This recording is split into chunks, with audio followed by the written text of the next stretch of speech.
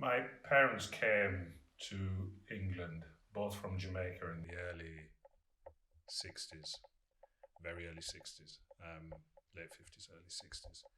So therefore, they are part of that generation of people who came over in what was probably the second wave, but around the time of Windrush, came over here from Jamaica with a view to, I suppose, assist with the rebuilding efforts in this country, and also to provide for their families.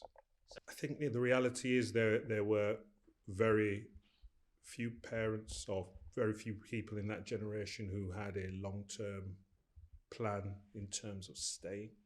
I think the reality is, for many of them, given the promises that were made in terms of, look, there is a good living that can be earned, most of them had in mind that they'd be returning to Jamaica. So that's why, or the Caribbean. And that's why you have so many people who had parts of their family still in Jamaica. We didn't have those luxuries that a lot of people had. There was very much that struggle.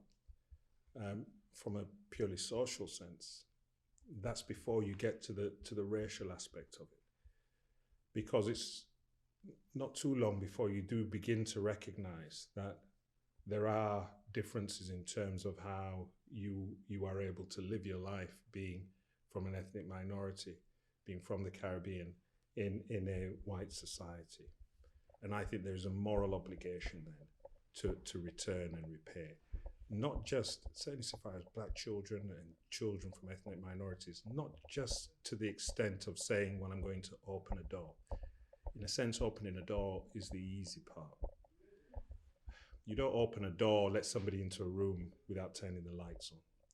And turning on the lights is the important part. So it's opening the door, turning on the lights, showing them what's in the room, showing them how to navigate, negotiate around the room. The living circumstances people were in, people complaining about the injustices of those interactions. I think those are some of the things that influenced then my decision to go into law.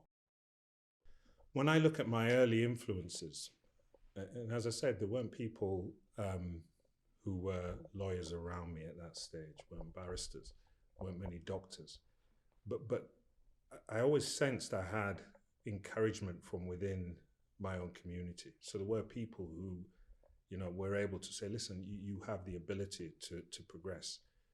I've always felt people have, certainly the people I know, have encouraged me to achieve as much as I can.